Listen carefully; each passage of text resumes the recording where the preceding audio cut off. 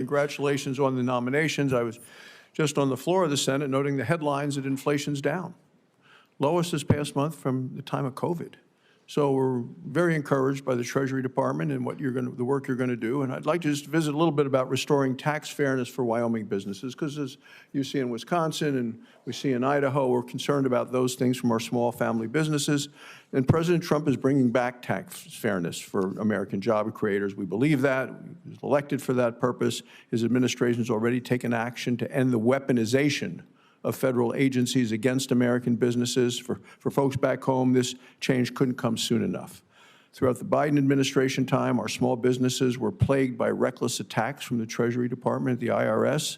For example, last year, Biden's Treasury Department launched a new audit initiative explicitly targeting family businesses and partnerships. They said they were closing loopholes. We view it a direct attack of small businesses, and what they really meant, squeezing billions from law-abiding taxpayers. They wanted to hire, 86,000 new IRS agents, and they say they're going to make money by spending all of that money. Well, the only way you do that is shaking down people that are obeying the law. What they did, basically, they buried Wyoming businesses in red tape, burdensome regulations, and all without congressional approval. Secretary Yellen, when she was Secretary of the Treasury, claimed that businesses were engaged in, as she said, high-end tax abuse. No evidence, just came up with that phrase, probably poll tested it. Look, family farms, ranches, Main Street businesses all across my home state of Wyoming were caught in the crosshairs. They found themselves facing complex audits meant for multinational corporations.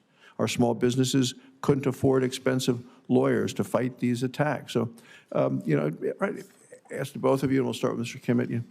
Confirmed, how are you going to prevent the Treasury Department from targeting family businesses with burdensome regulations that go way beyond congressional intent?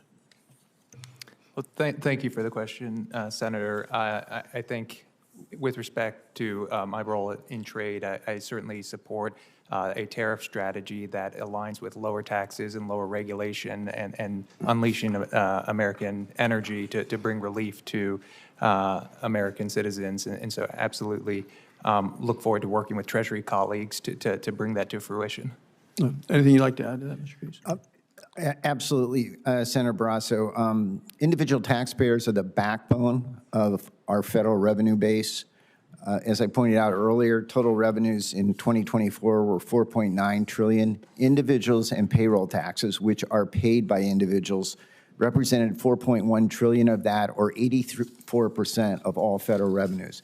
It is absolutely essential that we treat individual taxpayers fairly, provide them sound guidance, follow the Supreme Court's recent decision that directs all federal agencies to put out the best interpretation, not just a reasonable interpretation of a statute.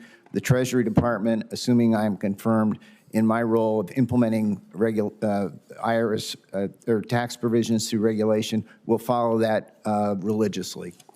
I want to ask you, follow up with you. If I could ask you about retirement security policy. Americans deserve security and dignity in their retirement years. If confirmed, you'll oversee the Treasury office that develops and implements tax policies related to retirement plans. You're well experienced in the area. In Wyoming, about 2/3 of our workforce spends their careers with more than 70,000 small businesses in the state. That's kind of how our economy is in the state. Our small businesses, they're the backbone of our economy and also the national economy. They face unique challenges in providing retirement benefits to their employees. The administration's the burdens and the costs of offering retirement plans sometimes have been obstacles for our job creators in Wyoming and across the country. So recent bipartisan legislation has made important strides in addressing these challenges.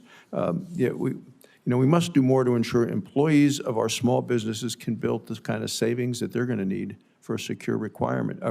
So if confirmed, how are you going to help reduce the burdens on small businesses that really do want to help their employees save for retirement?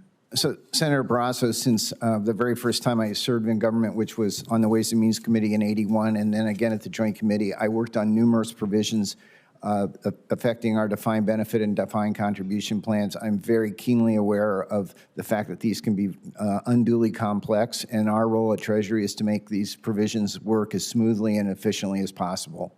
Thank you, Mr. Chairman. Thank you. Senator Smith.